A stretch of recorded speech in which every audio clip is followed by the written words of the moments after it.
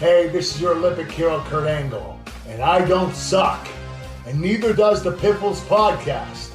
But anyone who plays the Riders, they suck. Oh, it's true. It's damn true. Let's go, Rider Nation. I'm ready. I'm ready. Yeah, here we go. It's a feeling now. Hit 'em high, hit 'em low, 'cause we're dealing now. Everybody's giving it all they got, 'cause we're ready.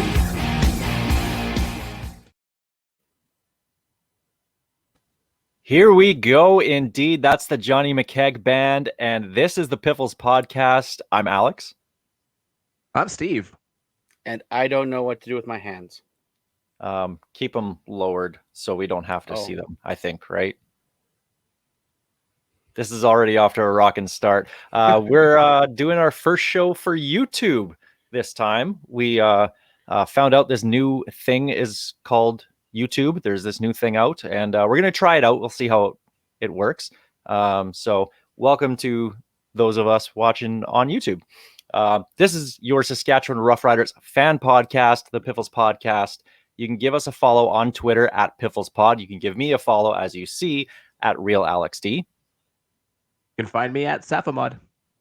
And as always, I do not need nor want your pity follows. I will take your pity subscriptions, though, at Greg on Sports.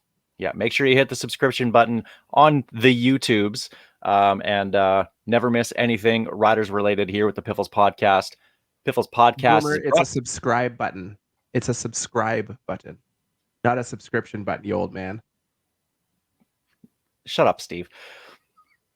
Piffles podcast is brought to you by Dairy Queen on Elphinstone Street and Sass Drive in Regina. It's beautiful. It's summer now officially, so make sure you head out there and hit DQ, especially before the next home game here on July 6th. Let's get to the opening kickoff. Of course, presented by Kathy Festian of Royal LePage Regina Realty. We got to talk about this Riders-Bombers game first off. I've got buttons now, and I forgot to press them. And you hit it twice. I hit loop. That's why I hit loop. This is why the first one isn't live, guys. Yeah. Riders, Bombers, home opener for the Riders, losing 45-27, dropping the record to 1-1. That score flatters the Bombers. It was actually a really close game all the way through. The Riders were leading in the fourth quarter, and then it all just kind of fell apart. But it was a great game. We're going to get into certain things here in a little bit, but just overall, guys, what was your biggest takeaways from that game? Trevor The Harris Riders is better are than Bo Levi Mitchell. That's the big That one is for me. Yeah, I think I'm just happy Montreal had a ownership issue, because I really don't know who we would have ended up with if it wasn't for that problem. Cody Fajardo would probably still be here. But yeah, it's amazing how efficient an offense can be with a guy that commands the pocket like that. It sucks we were on the losing end, but I think this is the most confident anyone's ever been on an 18-point loss. We've seen a lot of 18-point losses in our Rider fandom, and this is the most optimistic I've ever seen fans. And it does start where you guys said, with Trevor Harris throwing for over 400 yards. We had no idea if he was even going to play in this game, and it comes out and lights it up on the stat sheet and the scoreboard. I mean, we're not used to seeing the Riders score that many points at home, at least over the last couple of seasons. He's a warrior. Dude is unreal. And if that's the kind of performance, the heart that he's going to give us all the time, we're laughing at quarterback position. I'm not concerned about the offense one bit with Trevor Harris under center. Can we just give a huge shout out to Craig Dickinson? Apparently it came out that he was playing all along. There was never a question that Trevor Harris was playing that game. This was him trying to play the mind games that, we've wanted to see forever. He's always been so specific, and this time he's just, nope. We don't know who's playing. We don't know what's going on. Make him prepare for both. And in an episode where I'm sure we're not going to be fully Craig Dickinson positive, I'll give him props on that one. His good moves ended at kickoff, but there was one. Well, you're correct. It ended at kickoff because everyone knows a good magician doesn't reveal his secrets. Why he went out after the game going, "Oh yeah, we knew the entire time." Well, now you kind of gave up the game on that. I don't know why he decided to do that. I don't care. I liked it. Our little Craig is growing up, and there was a little tear to my eyes when that all came out, and I'm like, he's learning. He's learning. You don't have to give the media everything. As much as we want to hear everything, we don't need to know everything. Especially as fans, media especially, they don't need to know everything. Who then relay it to us. But Trevor Harris throws for over 400 yards. Let's talk about the offense here and just how great it was to see three guys step up, not just one, not just two. We're going to get into LeBron territory, not three, not four, but seeing guys like Sean Bain Jr., Tevin Jones, Sam Emilus, all having huge breakout games. Of those three guys, which one was the biggest one for you? I've been tooting the horn for Tevin Jones since last year. I saw flashes in him when he took over for Shaq. He just couldn't seem to string two games together last year. Hopefully, he can do that this week against Calgary. But think of this: the two top receivers that we thought were going to be of this offense were going to be KSB and Darrell Walker, and that offense just looked lights out anyway. When we get those guys back, I don't know what other teams are going to do. It's really funny when you look at it. You know, Alex, you were high on Sean Bain Jr. before the season. Greg, you were high on Tevin Jones. I'd love to sit here and say I predicted Sam Emilus would go off. I don't think anybody saw that game from him. You knew there would be growth in his second year, but to come out of the gates on fire like that was fantastic. He was the biggest shock to me offensively from that receiving group. You expected Tevin Jones to have a good game here or there. Sean Bain showed last week. He's a solid receiver. This was this was Emilus's showing up party. He came out in a big way and lit it up, and it only means good things for this offense going forwards. Well, and especially when you think about all the injuries that the Riders have, especially now at receiver, Darrell Walker's out, KSB is out. We know Jawan Breskison left last game, probably not going to be playing this week, and Braden Lenius as well too. So they needed a Canadian to step up and really just kind of solidify that spot and grab a hold of it. And I didn't expect Sam Emilus to be that guy, and to get a hat trick of touchdowns. Like, are you kidding me? That was wonderful to see. And I hope this is just scratching the surface for him. Obviously, he's not going to be getting 3 touchdowns a week, but if he can just continue that growth and show that he can be a legitimate, 1, 2, or a 3 receiver, then all of a sudden, these guys start getting healthy. You get Braden Lenius back, you get KSB back, you get Darrell Walker back. That offense is going to be scary good going into the later part of the season. So, seeing all these guys just break out was exactly what they needed. Obviously, didn't get the win, but there are positives to take out of that. And, they hung with Winnipeg. Winnipeg has a good defense. It's not like they have a bad defense. And to put up that many points, and, ultimately, the team just ran out of gas is what happened. They played on a short week, 2 days less rest than Winnipeg had. And I think that's what it was in the fourth quarter. It was just after that punt return by Janarian Grant, which was incredible. And then the flag. And then, oh, no, just kidding. There isn't a flag after review, which the Bombers got extremely lucky on that, because with all the injuries that the Riders got, especially on special teams, it was someone down on the – I forget which player it was. Milligan. It was Roland Milligan. It was Roland Milligan on the ground. That allowed the Bombers extra time to look and stare at their iPad and look for illegal blocks. And you could see sitting in the stadium that they had the camera on Mike O'Shea and his other coach that was looking at it. And the other coach looked at his iPad and said, right there, that's the play, or that's the block. And then they challenged it. Sure enough, they won it. And that took all the gas out of the Riders, and that was the end right there. The CFL really needs to adopt the same rule as the NLL has when it comes to replay. You have 60 seconds from the end of the play. It doesn't matter if the face-off's gone or whatever. 60 seconds once the play is done, like in the NL, obviously it's goals. So once the goal's in, you have 60 seconds from then to throw the flag.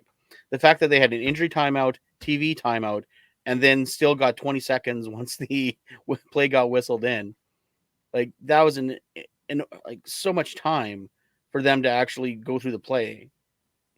And yeah, and yes, great block. I can't believe there was 10 missed tackles on that play. Like the Riders did that to themselves, but it's just like there should not have been that long of chance to look at that over and over and over again. I don't think there's another sport other than football where you have an unlimited amount of time like that to look for reviews. Hockey, you have, is it a minute, 30 seconds? There's baseball, you have a very specific amount of time. NLL, like you mentioned, and football, it's until the next snap. That could be 30 seconds, that could be 5 minutes. And it's just I'm with you on that. No matter what way that play goes, it's a horrendous waste of time to kill. And it kills what was a good play.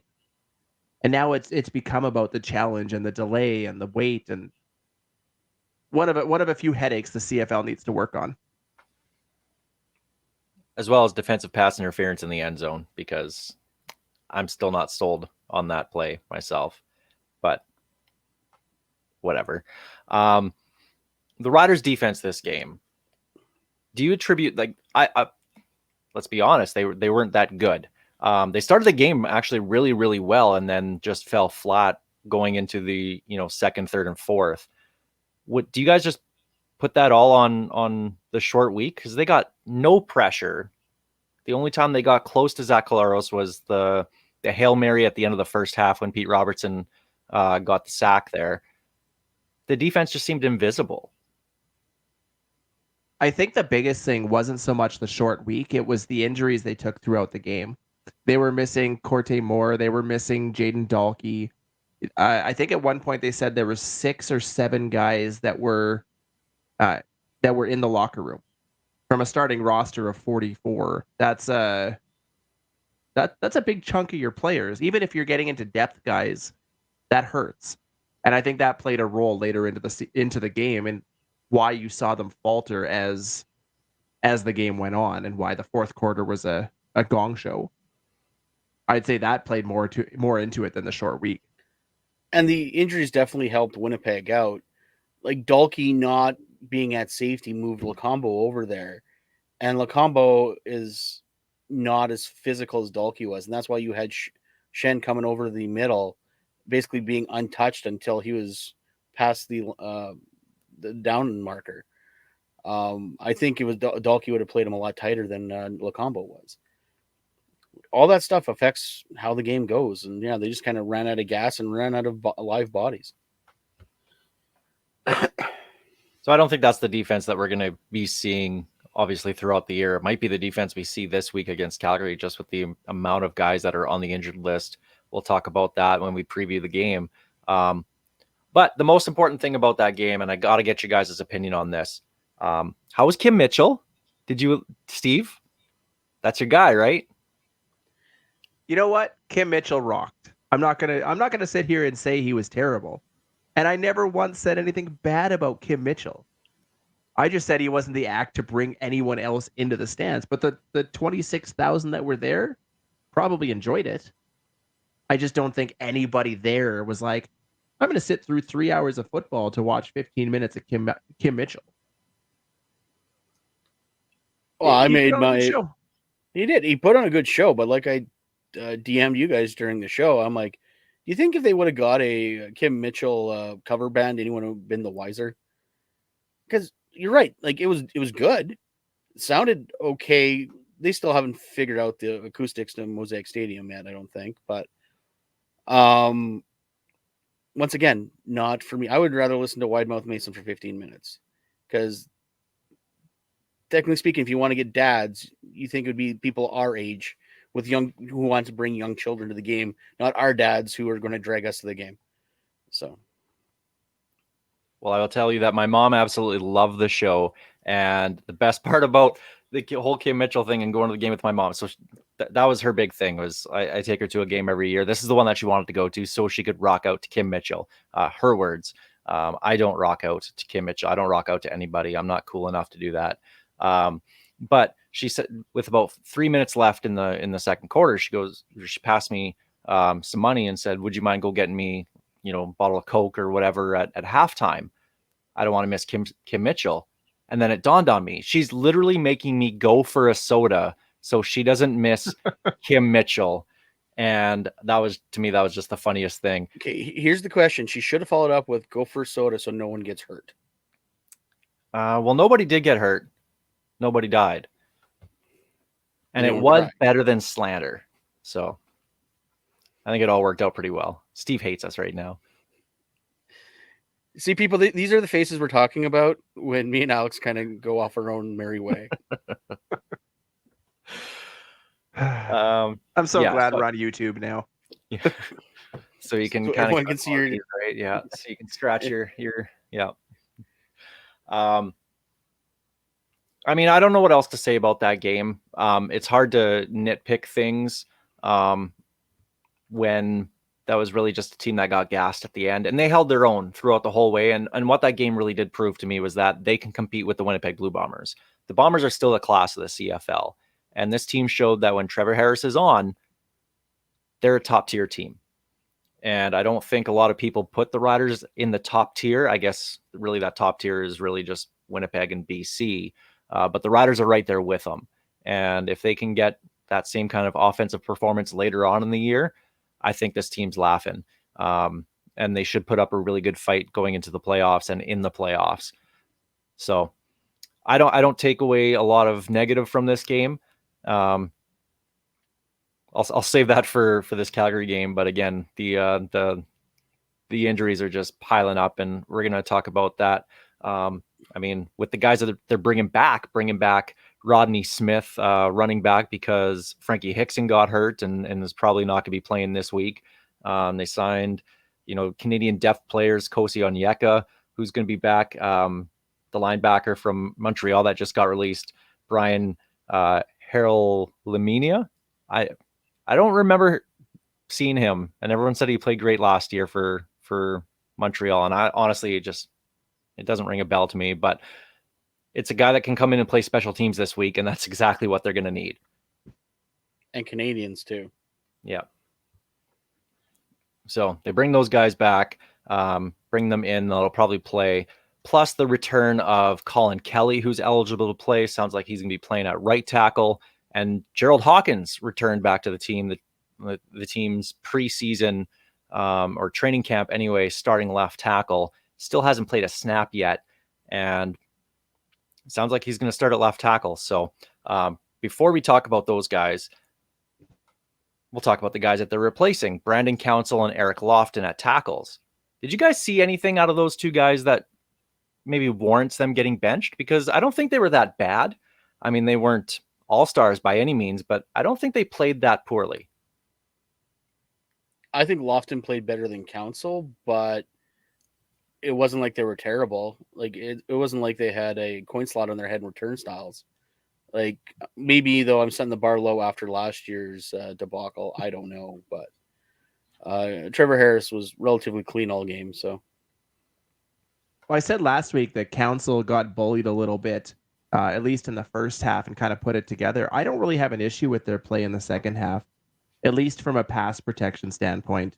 Run blocking has been atrocious outside of the fourth quarter in Edmonton.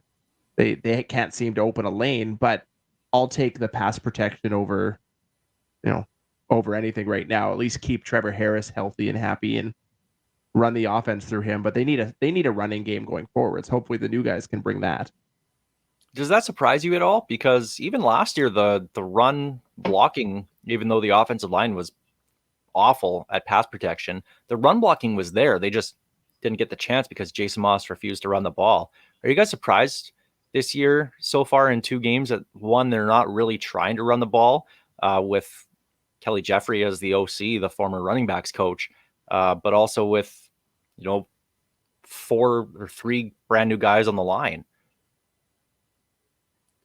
Or here's a theory: maybe the other teams last year were surprised we were running, and it threw them off guard because it was a Jason Moss offense. I don't know. I think the first couple of games are trying to get Trevor Harris's feet wet. He played 1 series in the preseason.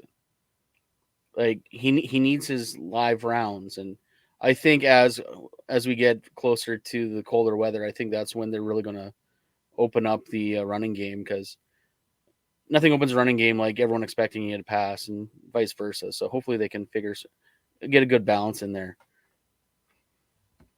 I mean, you're not going to win a lot of football games when A, Trevor Harris is your leading rusher, and B, he's your leading rusher with 23 yards. I mean, that's not a good look. That's not what we want to see. And I don't think that's what we're going to see as we get, like Greg said, further down into the season.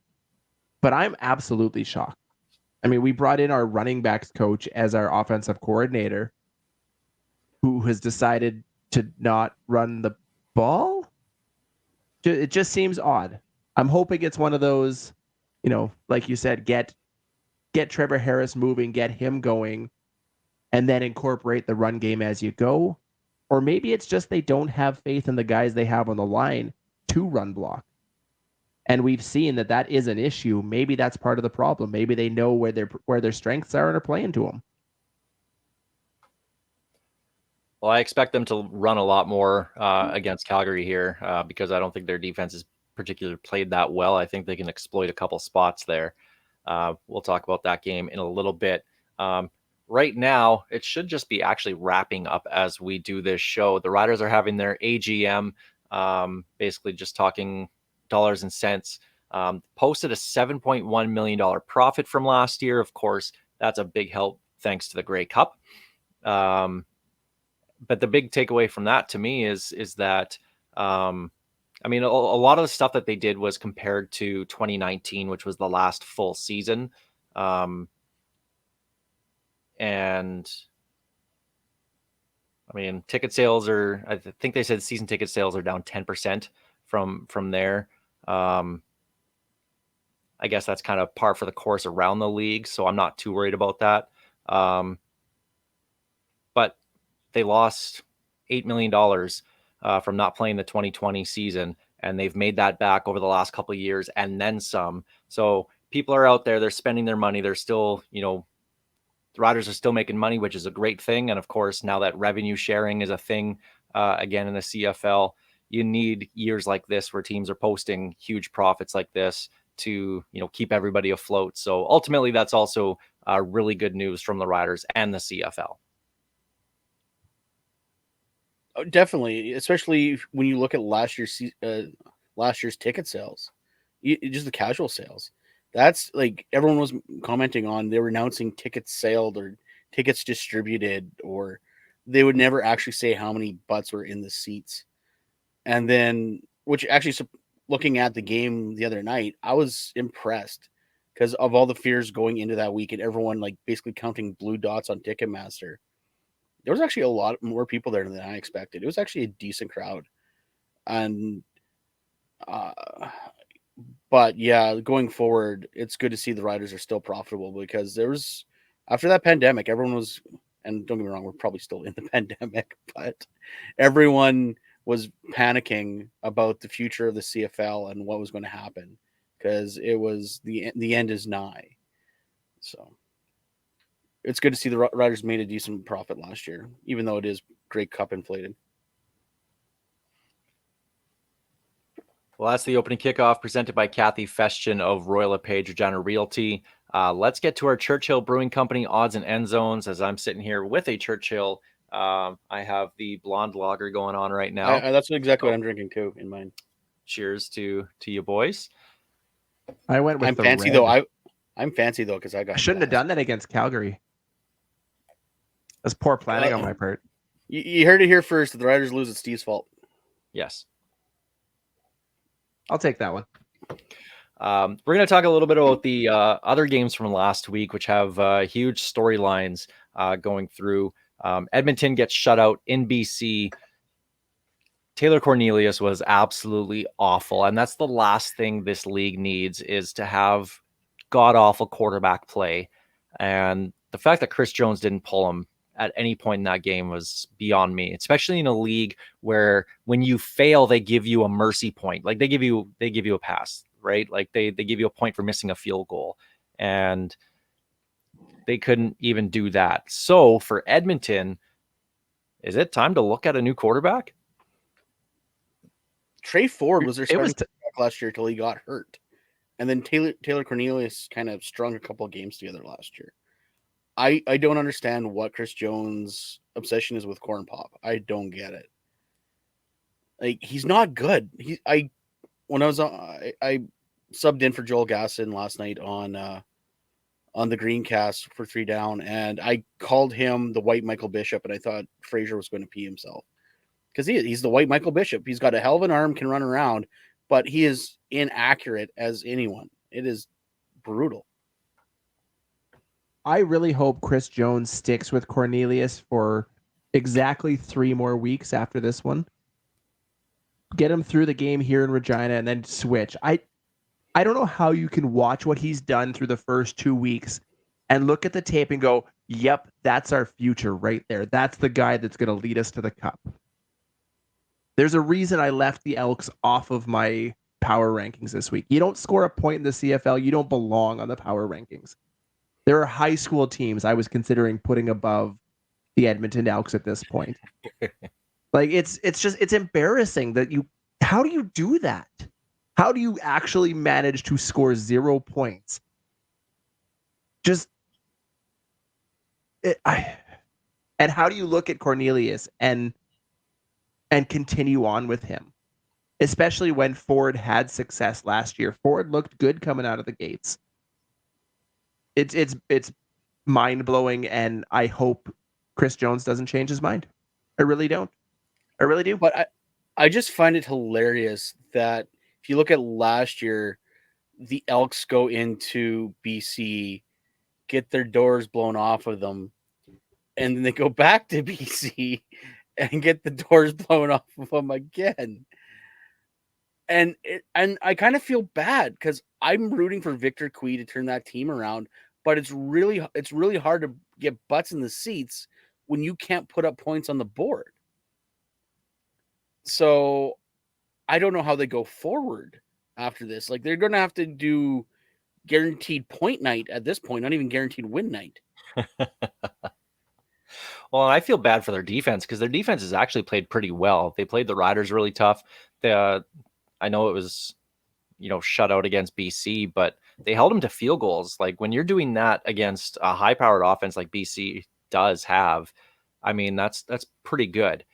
So they were doing really well, but it's all on the quarterback, and they're talking about how they have so much talent on offense and that they can't let this happen. I'm still looking for that talent outside of a couple guys. I don't think they have a lot there, and that seems to be, the main Chris Jones thing. We saw that here in Saskatchewan. Defense was great.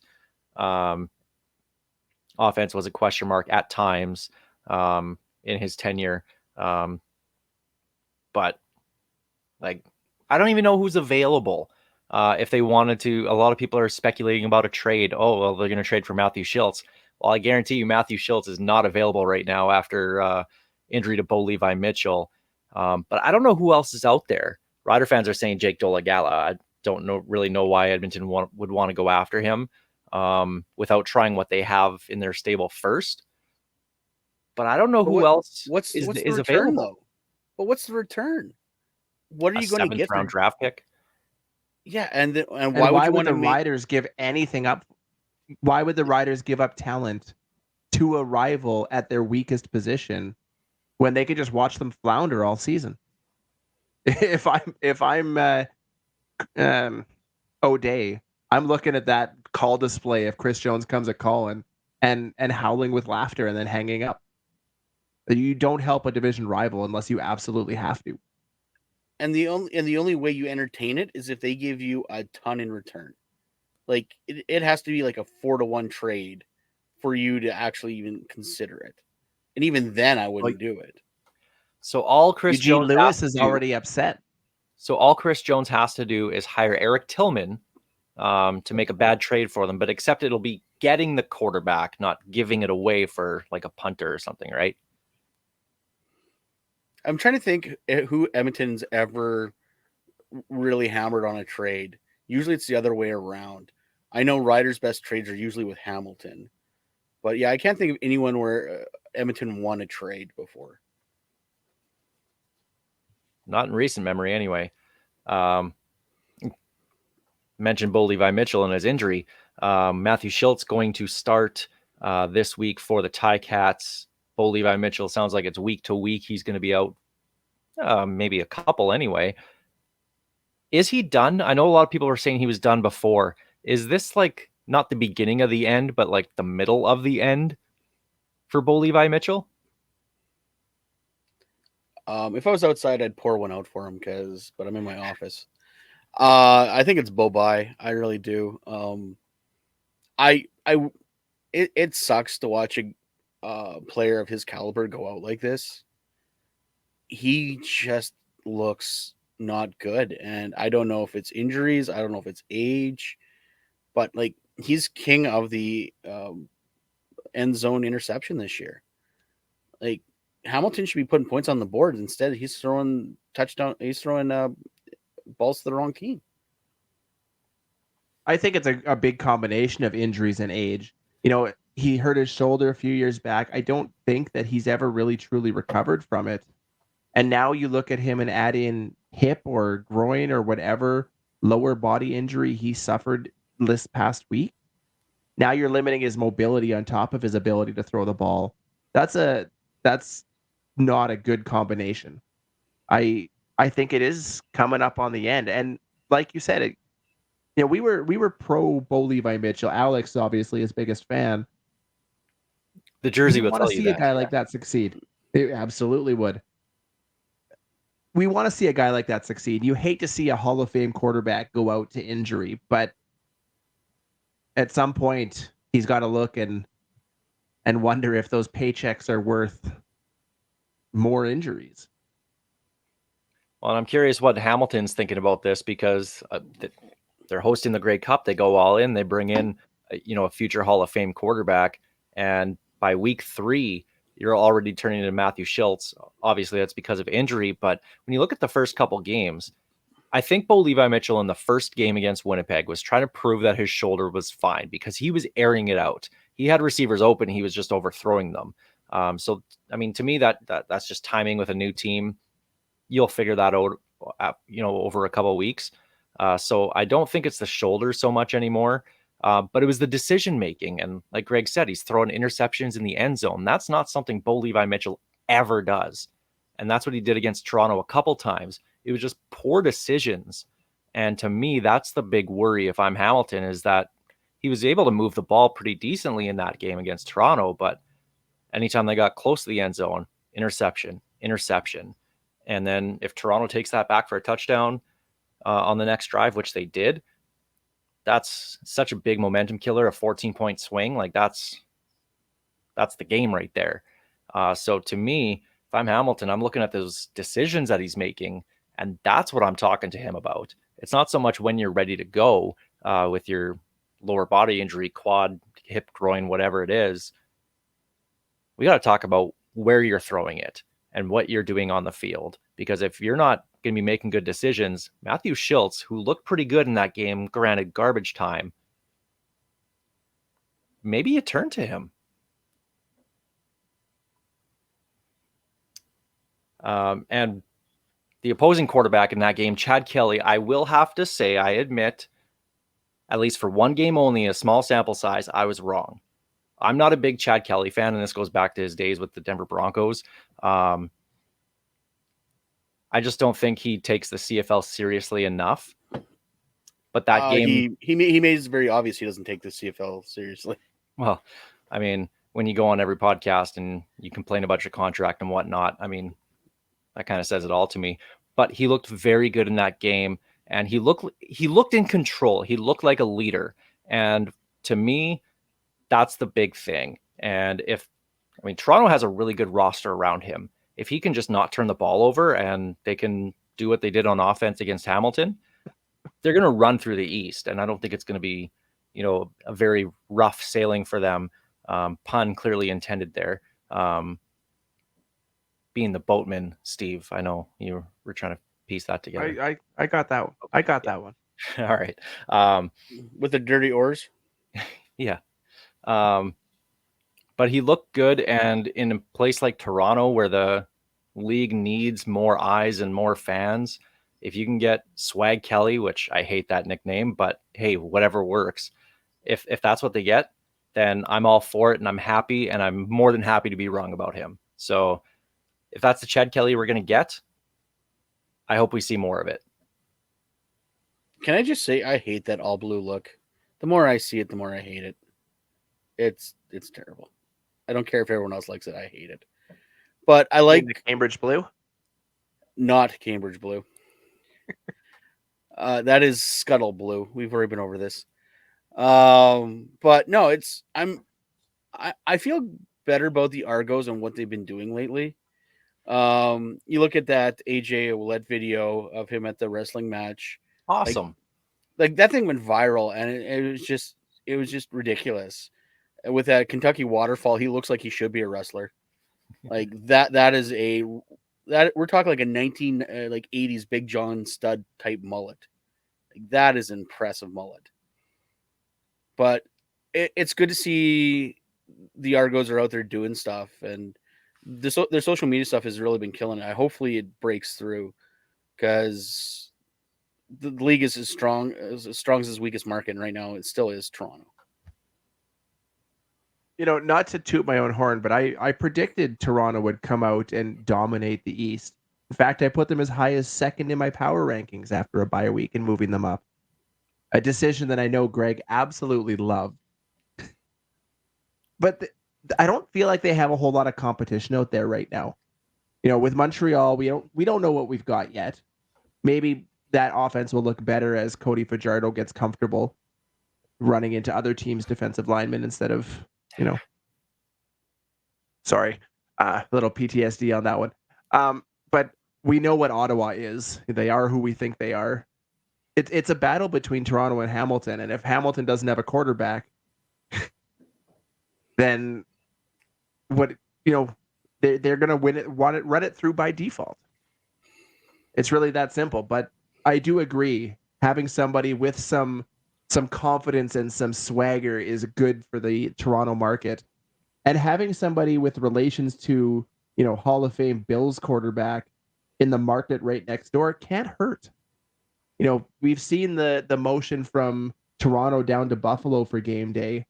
Maybe Kelly's the kind of guy that could bring some of that back up, go in the other direction, just for the name. He's probably in the perfect market for him. Yeah, that'd be great to see, and hopefully they continue on with that. Also, why did we give Greg toys? I don't know. This was a bad decision. I told you from the get-go we shouldn't have brought him on.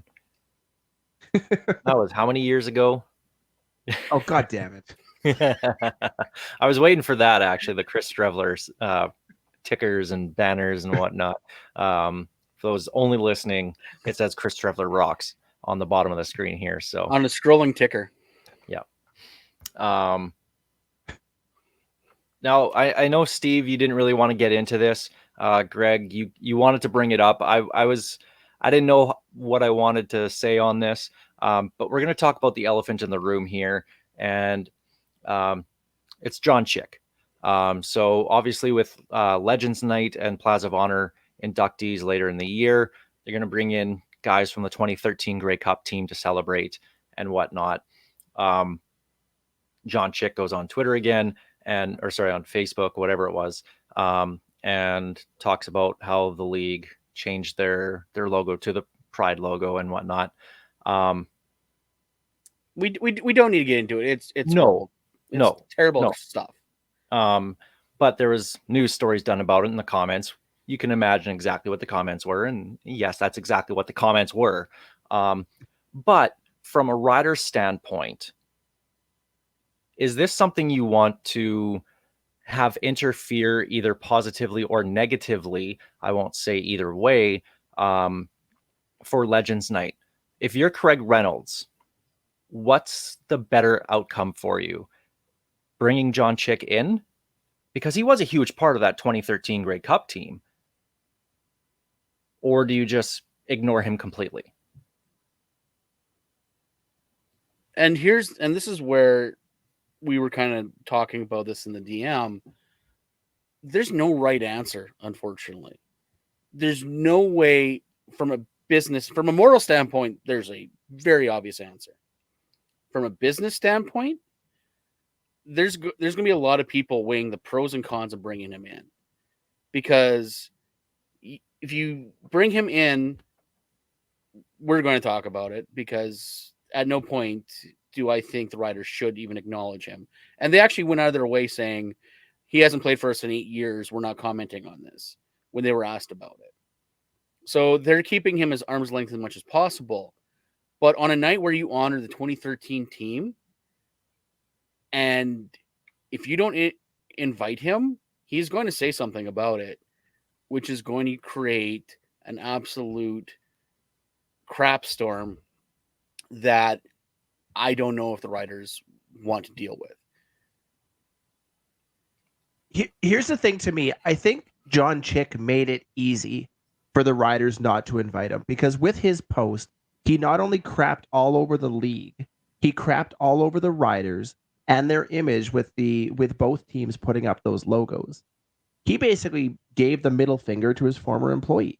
If I'm Craig Reynolds and the Riders, I look at that and go, I don't care how important you were to this team. You knock the team publicly like that and crap all over them and insult the team and the logo and what it stands for. You have no business representing it. And that's what he did. If you reread his words, it wasn't just the league, it was the team. So there's an out there. I get the other side of it, because you're right. If he's not invited, he's going to keep talking. But the more he talks, the more that becomes an echo chamber, because the people that disagree have started to tune him out, and it's all going to be people of similar beliefs. And frankly, you're never going to change that. You're never going to change those minds. They're set in their ways. So if he wants to rant to them that he wasn't invited, go hard. Here's my problem, though. It's not the usual Instagram. I'm going to say, call it the way I said it. The mouth breathers. There's these people out there who think they need to be the loudest people in the room to get their point across. Problem is, you can see slowly by slowly, mainstream's picking up on it and amplifying it. Global ran that story, and they did people on the street interviews. And I'm like, why? Awful decision. Terrible decision. Rod Peterson fired a shot across the bow, saying basically, if John Chick is bugging you, it basically said it's your mental strength. Hi, Rod. Thanks. Thanks for reading my tweets. But so when you got Roddy putting it out there, and you know going into that game, if Chick says something crazy, at least one of the two local sports shows is going to pick it up. That's not good for anybody. That's my problem. The louder these people get, the more attention they get. If Chick's not at the game, I guarantee you there's going to be some idiots outside the stadium trying to protest it. Just because they need to be seen, they need to be the loudest people in the room. I don't envy the Riders on what they're going to do. Like I said, there's an easy decision in my mind, but I can see from their point of view how it's probably not that easy. Craig Reynolds is a very smart man, and he has a lot of integrity, and I'm pretty sure that the conversation wasn't a very long one, but he does need to weigh both sides of it, pros and cons. And basically, like you guys said, it's a lose-lose situation. There's no winning here. He has to pick which side gives him the least backlash, I think.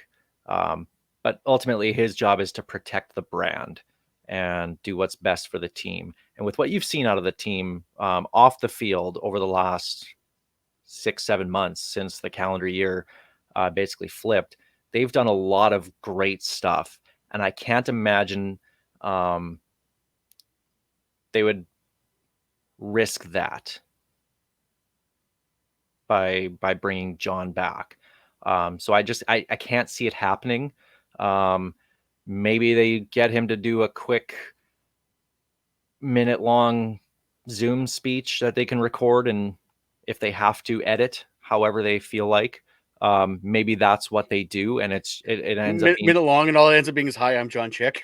well, it could be a 10-second thing. Hey guys, it's John Chick. Love that 2013 team. Thanks for the recognition in the Plaza of Honor, or the celebration for Legends Night. Like, it might end up being just that. So maybe that's the route that they go. I don't know. I think it could all be kind of overshadowed, though, if they're able to convince Darian Durant to show up. If they convince Darian Durant to show up, because that's the person that people want to see, because he hasn't been here in 6 years. He is actually coming to the Ag in Motion in Saskatchewan later on in the that's mid-July, I think. But he is coming back to Saskatchewan. They can convince him to come back again in September when this night is. That'll overshadow everything, because that's the only person people want to see. We've had Weston Dressler back. We've had Rob Bagg back. We've had all these guys back. G-Roy Simon will be here, I'm sure. If you can't get Darian Durant, I really wonder if Darian Durant upgraded his first class or his ticket to first class with the money he took from the Bombers, though. That'd be the right way to do coming back to Saskatchewan. Just saying. For that, you put him in the Plaza twice. absolutely. Still no word on who's actually going in the Plaza this year, which makes me think that they're still trying to nail down getting Darian Durant here, because he has to get in. Has to. Like we said before, if you get Darren, you put him in as an individual, and you also honor the team. If you can't get Darren, you just honor the team and just show a lot of clips of Darren carrying that team that year. Yeah, absolutely. Just play the fourth quarter of the West semifinal against BC. The BC game. Just play that. Yeah, just play that. That's all we need to see. I think I still got frostbite from that game.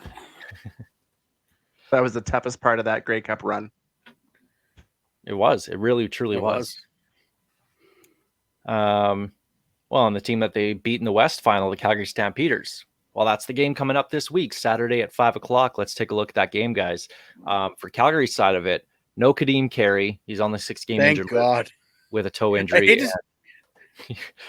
I hate to see a player injured, but he destroys us every game. So that's good news for the defense. Lots of changes to the Calgary O-line as well as the Riders O-line this season. I wonder if that's the best way for the Riders to kind of exploit the Calgary offense. If they can get pressure on Jake Maier, I am not sold on Jake Maier. I don't care that he put up 29 points against the Ottawa Red Blacks. It was in Ottawa. That was a guaranteed win night. I don't care. He looked very average. Sure, he had a lot of passing yards. Reggie Begelton had a fantastic game, but Begelton took a lot of short intermediate catches and turned them upfield and made big-time plays. That was a Reggie Begelton game. That was not a Jake Maier game. I think this guy's today. I think this guy's average at best. I really do. And even then, I don't think he's that at best. On a scale of Taylor Cornelius to Zach Caleros, where does Jake Maier fit right now? Ooh, good question. Be a good article for later this week. Let's rank Cleo Lemon starting quarterbacks. We're going Lemon. Cleo Lemon, the only quarterback so bad that when I listened to the Montreal feed of a Rider game once, the hometown announced team was actually crapping all over him. I don't see it with Jake Maier. I just don't. And I know maybe that's comparison coming in, replacing Bo Levi Mitchell. But even then, like I just don't see it. I think he's very, very, and I mean that's a problem all across pro football is just very average quarterbacks, and that's a big time issue with only a handful of truly elite guys in the NFL as well too. Outside of the top 5, they're all kind of average. And to me, that's what Jake Mayer is in the CFL. But if you can get pressure on him anyway, getting back to the main point, because the Riders defense did not get any pressure at all on Zach Collaros. If they can get pressure on Jake Mayer, to me, that's a big thing for the Riders defense, especially with all the injuries to the secondary. Damn live show. Sorry. I don't know what that was. Well, if Greg dies, we'll just keep moving on because it's a live show. Good luck. But on the flip side, editing. he's the one doing the recording. Yeah. Damn it. One of us has to go over there and record and stop the recording and check on him, I guess. Just step over my body. Yeah. Kick you to the side. We got it. Yeah. But anyway, back to the point. Getting pressure on Jake Mayer. The Riders defense has a lot of injuries in this one. We're going to see Jackson Ford likely getting the start at safety. No Jaden Dahlke, no Anthony Lanier, no Roland Milligan over the first couple days of practice. So who knows? I mean, a lot of injuries to that defense. So if they can get pressure on them, to me, that's going to be the key. Why is it every year our 6-game or our injured list comes out of the gate longer than Santa's naughty list? Like, it's insane to me that we seem to get hurt consistently all year long. I'd love to look back and see man games lost over the last 5 years and figure where the Riders fit on that scale, because I bet you it's pretty close to the top. But to be without Dahlke, without Milligan, Lanier, you're missing 3-4 quality starters. And yet, to me, the biggest change is going to be, or the biggest factor is going to be our O-line's ability to get that run blocking. You got the new guys in Hawkins and Kelly. What are they going to bring to the table that allows this offense to continue to excel and keep that defense off the field and keep them, not exhausted? That's the key to me. Greg? These Calgary games are always interesting. Like, it sounds like Calgary's moving a ton of tickets, which means there's a lot of probably it's going to be the old Christmas tree game. I'm very interested to see what this Calgary team is, because I've been banging the drum for how many seasons now that Calgary's taken a step back, and I don't know what to do with myself if this is actually true. The old Barry Horowitz. Yeah. Yeah, that's Greg's right. going to be the next one on the 6-game list from shoulder injuries from patting himself on the back. I hurt myself in my kids' flag football practice last night, so I can only imagine. It was parents versus kids, and I went for a flag, and next thing you know, I'm on the ground rolling. I was almost on the 6th game.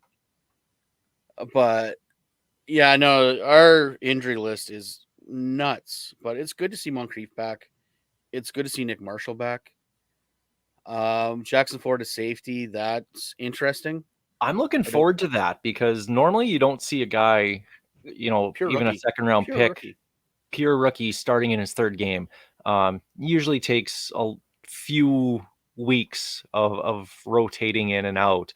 But to me, the big thing is that he jumped Nelson Lacombo. He jumped Godfrey Onyeka on the depth chart. This is the guy that they have in, planning to be possibly the starting safety maybe next year, and shifting Dahlke around and having, a bit more of a rotation or giving Dahlke a starting spot somewhere else. I'm really looking forward to seeing Jackson Ford and how he does in this game. The kid I'm is excited, terrified to see him. Excited, terrified? Is that like scaroused? Yeah. But yeah, he's Rider royalty, right? Like, I don't envy this kid and the pressure on him because of who his grandfather was. Heavy is the head that wears the crown, so this should be interesting. One other thing I'm looking forward to in this game is these receivers for the Riders. These new stud receivers that they have with Tevin Jones, Sam Emelis, Sean Bain Jr. Revenge game maybe for him going back against the Stamps. The Calgary secondary honestly hasn't really looked that good to me. They got exploited by BC in week 1, and again, Ottawa last week. Whatever they did last week, I take nothing out of that. But I don't think they've looked that good. So if Trevor Harris is on again, which you have every reason to assume that he will be, I'm looking forward to seeing what these guys do for an encore. And just think, Jake Winnipeg could have had a monster game last week as well. Missed a couple deep ones that he probably should have had. And connect on a couple of those with him. And he's the 4th receiver right now. So, I mean, if you can get those guys going again, this offense can absolutely pick these guys apart. And I really want to see what they can do. I wonder how many people started Emelis this week in fantasy, because he's what 7,000. Like he's a good value pick. I know I took him. I took Sean Bain Jr. the first 2 weeks on Alex's suggestion. So should I start Emelis? What do you think? Who's the guy, Alex? Going to put you on the spot. Oh, geez. Watch. It'll probably be Mitch Picton in this game. I really actually do like Tevin Jones in this one. Actually, it could be Picton. Could be Picton. He's very much the new Regina kid that's going to destroy Calgary. We need at least one of those. Be the new Chris Getzlaff. Yeah. Yeah. With least offending views. just keep scoring those touchdowns. Just do that. That's all that matters. But injuries sounds like no Albert Awachi, Frankie Hickson's out, Joanne Breskison we mentioned before, Jaden Dahlke, Nick Daly, defensive end there, Lanier, Roland Milligan. Like these are some important players, even some good, depth rotational special teams. Oh, and I was going to say Daly, especially for special teams. That kid's a beast in specials. So, I mean, it might be just a makeshift crew, this roster, when the depth chart comes out on Friday. But usually you get an opportunity when somebody gets hurt. So this is just another opportunity for guys to step up and show what they have. So we'll see what happens there. It sucks seeing all those names, especially at the beginning of the year. Just after 2 games. So let's get to our pick'em this week, talk about the games this week. The first game of the week to me is the game of the week. This is the real testing, or the real test for the BC Lions. They go to Winnipeg to play the Blue Bombers, both teams 2-0. I actually honestly forgot to look at spreads here, so I'm sorry guys, I don't have them in front of me. But BC I'll get them for you. We'll take a look. Okay. You talk and I'll tell you what it is in a second. So like I said, this obviously to me is the big test. Winnipeg, their defense has given up quite a bit, and BC's offense with Vernon Adams has been able to move the ball. I'm not sure if Dominic Rhymes is playing. I think it was more of a precaution for him to be taken out of last week's game, but Lucky Whitehead and Keon Hatcher are making their returns soon anyway. I cannot believe this number. I'm not going to lie. Winnipeg 6.5. Yeah, good really job. Yeah, oh. It opened and it still is at 6.5. It opened at 6.5, still is 6.5. Okay, to me that's just going to be the base spot for Winnipeg until they lose a game, unless they're playing Ottawa or Edmonton, where it'll be 36. I'm going to get right into it. I think BC is going to cover the number. I think they're going to lose, but I think they'll cover. They have said that Dominic Rhymes, at least last I heard, was out. He's out. Rhymes is in. Okay, yeah. Sorry, if Rhymes is in, I like them. If Rhymes were in, I would take BC to at least cover the points. But that's a big piece of their offense. Despite him being the backup on the depth chart, He is their number one guy. That's a big hit. I have to take Winnipeg in this one. Yeah, I think Yeah, Winnipeg. I'm taking Winnipeg with the Ball number. too. Yeah. Go with the Rams out. Montreal at Hamilton. This to me, this is a really interesting game because you have Matthew Schultz with Hamilton, an 0-2 Hamilton team that can't afford to lose another one. Yeah, their first two losses were against both Grey Cup teams from last year, and both were on the road. But with the Grey Cup at home, I know they've been slow starters the last couple of years, but this is, I don't want to say it's must win, but it's as close to that as possible for Hamilton. Guess the line. Where it opened and where it is now. Opened Hamilton -3. Now it's Hamilton -1. 2.5 both. Huh. Has not moved. I like Hamilton at that number. I think the team's gonna be a lot better under Schultz than under Bo. And yeah, Hamilton needs a win, so this is the one they're going to take. I don't see this being a tough game for Hamilton until Montreal shows me something. They're going to be at the bottom of the power rankings for a reason. I got Hamilton and they cover. By the way, Austin Mack is a value pick at 4.5 thousand. I mean, he was catching those deep balls from Cody Fajardo. Cody Fajardo, 3-1 against the Ticats in his career. Not enough to sway me on that, though. I'll take Hamilton and the points, but I think that's going to be a close game. I don't think Hamilton's going to blow them out by any means. I think it'll stay. Oh yeah, it'll be a 6-point game, low scoring game, but they'll pull it out at the end. Riders the over under a number of sacks that Cody Fajardo takes. I'm putting the over under at 5.5. Over. I'm not on the props, but yeah, it's definitely over. Yeah, you could put the number at 10. I'd probably bet the over. Riders at Stamps. Guess where it started and where it is. I'm going to guess 5.5. Calgary minus for the Riders. Calgary minus 3.5 to start. Now it's 4.5. No, it started minus 5.5 at Calgary for Calgary, and now Calgary's minus 3.5. So that means the Riders are chipping away at it. I know Calgary for a fact, at minus 5.5. Calgary's at minus 5. Started at minus 5.5, and they are still the favorite at minus 3.5. I am taking that number all day, every day. Riders. Yep, that is ridiculous. And they win outright. The Riders win this. How have they looked at the first two games of the year and thought, Calgary looks really good. We should pick. What?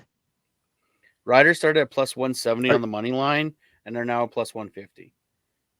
So I'm taking the money line, and I'll probably take the points just to cover, just to hedge my bet. Yeah, the Riders win outright, no question in my mind. All right, and the final game of the week on Sunday night. And before we get to that, I love this 4 games in 4 nights thing that we've been getting to start the season. I like these Sunday evening games.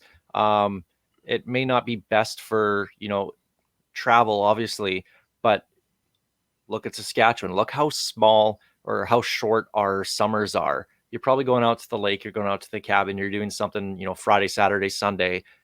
People are willing to come back on Sunday evening to come to a game at 7:00 or 5:00. I guess it would be here in Saskatchewan. You're probably willing to come back for that. Whereas you're not coming back on a Saturday afternoon at 2 or 5 because that ruins the entire weekend if you want to get out of town. So I like this. Maybe it's better for, Alberta, Saskatchewan, Manitoba, where, a 12-hour drive or round trip drive is nothing for people, but big cities or going out east, that's a big long trip. I like them anyway. I think it's a great thing. I like 40 games and 4 nights better than I like a triple header. Those triple headers are a slog, and I love the CFL. But by the end of that third game, I'm no more. I'm done. Yeah, give me 4 games and 4 nights any day. That's a great new look. I hope they keep it at least until the NFL season kicks off. But Great new initiative. So the Sunday night game is Toronto at Edmonton. I know who we're all on this one because it's another guaranteed win night for not Edmonton. I'd imagine the line starts somewhere around Toronto -5. And where it is, Toronto -7. you're right where it is at, but it started at 6.5. Like it hasn't moved much. But yeah, so yeah, obviously everyone's on Toronto on this one. They're not doing guaranteed win night again, are they? They're not going to keep on rolling this over. I think this is it, right? No, they it's guaranteed that until they win. Yep. Oh, they are so screwed. It was only for a select or for certain sections. It wasn't any single ticket sold, but it's if you bought in those sections, if they don't win this week, it carries over to the third home game and the fourth and the fifth, and it is until they win a home game. Basically free season tickets. How great is that as a fan? And they also sold a bunch of $12.90 tickets in one section. Actually, two sections. Bringing that up. They while we're brought on it to that, a actually, section. yeah, I wasn't going to bring that up, but I thought I wanted to, and so Bell Media cut TSN 1260 in Edmonton, their 24-hour sports show or sports station on AM radio, and that's just, I mean, Bell Media does this every couple of years. They'll dump a bunch of their stations or try to sell them, whatever. We can get into the politics about Bell Media off air sometimes. But the Edmonton Elks decided to do a section, just $12.60. Come hang out with Dustin Nielsen and Lieutenant Eric, producer Eric, and some of the other guys who got let go from jobs, basically. Middle of the show. Yeah, with an hour left at 9 a.m. They just on their most popular, on their morning show. Yeah, they legit came from commercial break on the top of the hour and read a statement, and they were done.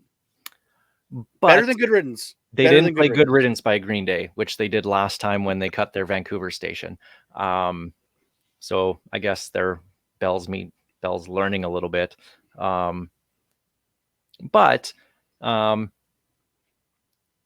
if I'm 630 Ched, the rights holders to Edmonton Elks broadcasts and the team's partner, radio partner, would you guys be like, I'm debating whether I'd be upset about this or not, because ultimately I think it's a great thing. Just get people in the stadium, and we've seen this from Victor Cuellar just getting people in the seats, do different kind of promotions. I know it's a one-off thing. It's not an every night thing. But if you're the rights holder, think of it here in Saskatchewan. Let's say CJME gets cut off. There goes the green. I like $9.80 tickets. Jamie Nye's gone. Okay. That would be like the Riders having $9.80 night tickets for $9.80. Do you think Harvard Media with Paul Hill would allow that to happen? I don't think so. I don't think that would go over very well. So if you're Ched, does that bother you?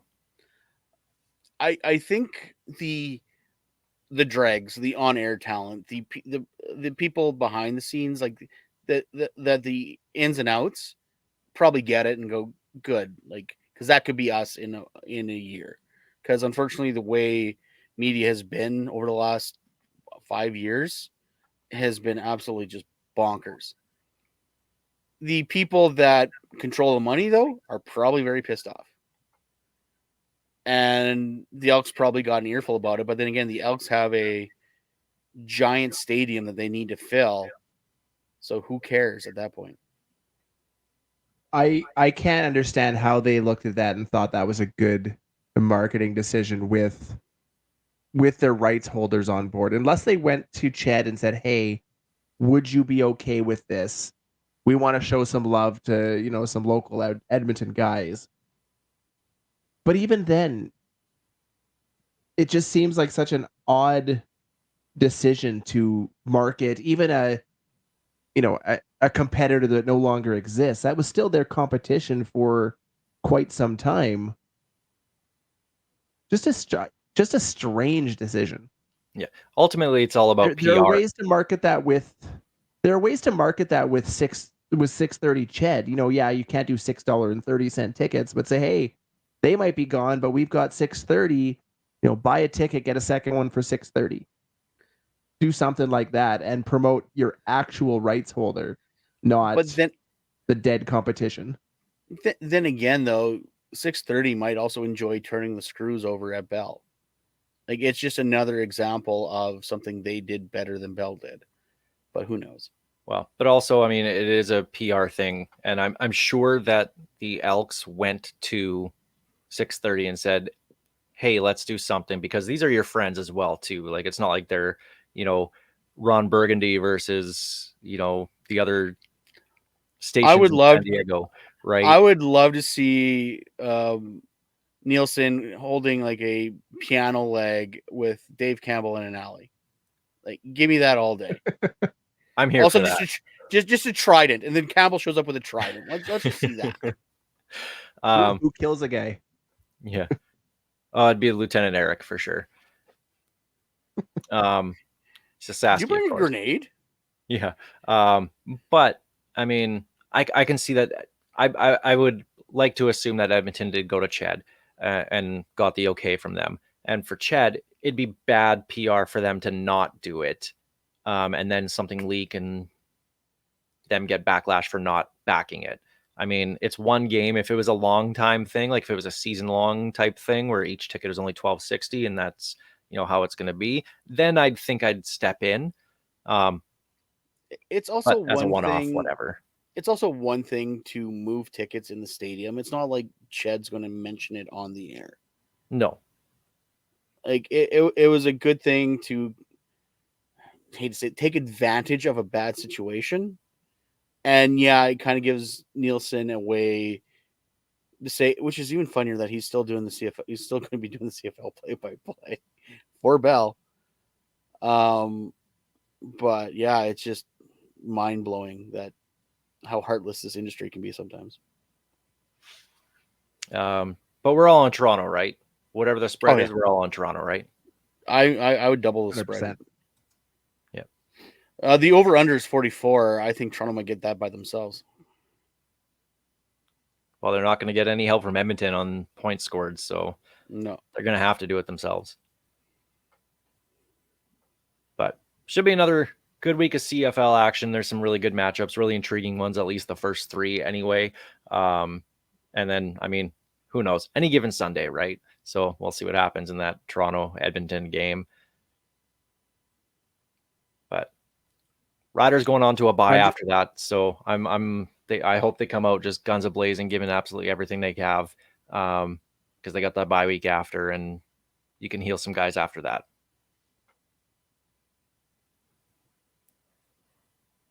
Well, that's the Piffles podcast for this week. Of course, Piffles podcast is brought to you by our great friends at Dairy Queen on Elphinstone Street and Sass Drive in Regina. Special thanks, as always, go out to Kathy Festian of Roy LePage, Regina Realty, and Churchill Brewing Company for their support making this show possible. Check out the website, pifflespodcast.com. Of course, lots of stuff going up there all the time. If you're watching on YouTube, thank you very much. We're at Piffles Pod on YouTube as well, too, if you're listening. So if you actually want to make fun of how we look, by all means, please do that. But just make sure you listen, I guess, is where I'm going with that. This is Ghost Behind Your Mind by Tyler Gilbert. The